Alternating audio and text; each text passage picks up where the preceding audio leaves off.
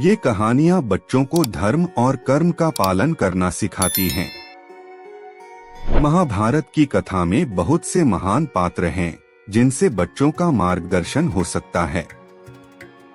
वीर अर्जुन, भगवान श्री कृष्ण, धर्मराज युधिष्ठिर, भीष्म पितामह, गुरु द्रोणाचार्य, दानवीर कर्ण और महात्मा विदुर ऐसे ही कुछ चरित्र हैं। सिर्फ इतना ही नहीं, ऐसी कई घटनाएं महाभारत कथा का हिस्सा हैं, जो कुछ न कुछ शिक्षा जरूर देती हैं। मॉम जंक्शन के इस कहानी सेक्शन में हम ऐसे ही पात्र और घटनाओं का जिक्र सरल भाषा में करने जा रहे हैं। इनके द्वारा आप अपने बच्चों का परिचय भारत के इतिहास और संस्कृति से करवा सकते हैं। श्री कृष्ण की देखरेख में अर्जुन ने जितने भी निर्णय लिए, वो विवेक और बुद्धि का इस्तेमाल करने के अच्छे उदाहरण हैं। कृष्ण अर्जुन संवाद सुनने से बच्चों में निर्णय लेने की क्षमता का विकास हो सकता है। महाभारत की कथा में श्री कृष्ण के चरित्र की मदद से आप अपने बच्चों में भगवान के प्रति आस्था पैदा कर सकते हैं। तो चलिए महाभारत की कहानियों की मदद से शांत करते हैं बाल मन की जिज्ञासा। परीक्षित के जन्म की कथा महाभारत के युद्ध के समय की है। जब द्रौपदी को इस बात की जानकारी मिली कि अश्वत्थामा ने उसके 5 बेटों की हत्या कर दी है, तो उसने अनशन करने की ठान ली। द्रौपदी ने प्रण लिया कि वह अपना अनशन तभी तोड़ेगी जब तक कि अश्वत्थामा के सिर पर लगी मणि उसे नहीं मिल जाती। जब अर्जुन को इसकी जानकारी मिली तो वे अश्वत्थामा से युद्ध करने निकल गए। दोनों के बीच भयंकर युद्ध शुरू हो गया। अर्जुन को मौत के घाट उतारने के लिए अश्वत्थामा ने अपना ब्रह्मास्त्र निकाला। यह देख अर्जुन ने भी अपना बचाव करने के लिए ब्रह्मास्त्र का प्रयोग किया।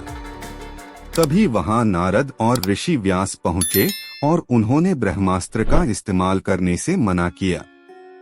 इसके बाद अर्जुन ने अपना ब्रह्मास्त्र वापस कर लिया, लेकिन अश्वत्थामा ने ऐसा नहीं किया। दरअसल अश्वत्थामा 5 पांडवों के कुल को नष्ट करना चाहता था।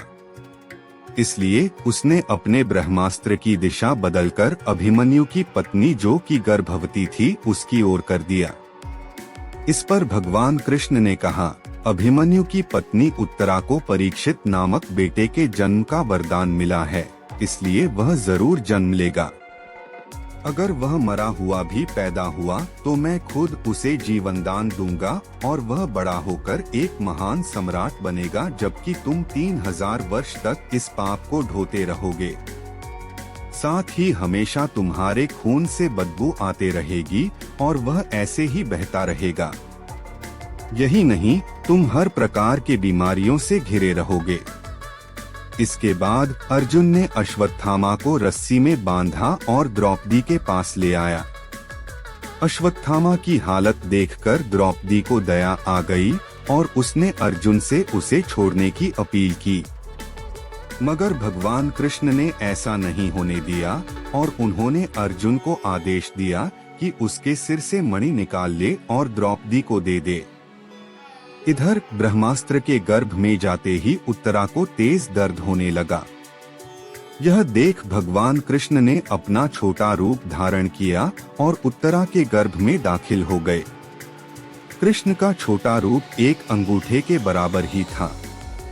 वे शंख, चक्र, गदा और पद्म सब कुछ धारण किए हुए थे। उत्तरा के गर्भ में अश्वत्थामा द्वारा छोड़े गए ब्रह्मास्त्र की आग को शांत कर रहे थे। वहीं गर्भ में पल रहा बालक उन्हें देखकर हैरान था कि मेरी माँ के गर्भ में यह कौन घुस गया है। कुछ समय बाद उत्तरा ने अपने बच्चे को जन्म दिया, लेकिन वह मृत पैदा हुआ। यह देख वह रोने लगी। उसने भगवान कृष्ण से कहा, ये नारायण, आपने तो कहा था कि मेरा बेटे पर ब्रह्मास्त्र का असर नहीं होगा और वह जीवित ही पैदा होगा।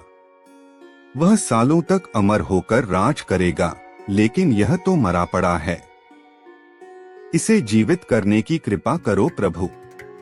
उत्तरा की बात सुनकर भगवान कृष्ण तुरंत प्रसूति गृह में प्रवेश किया और कहा, हे पुत्री, तुम दुखी न हो, तुम्हारा बेटा जरूर जीवित होगा।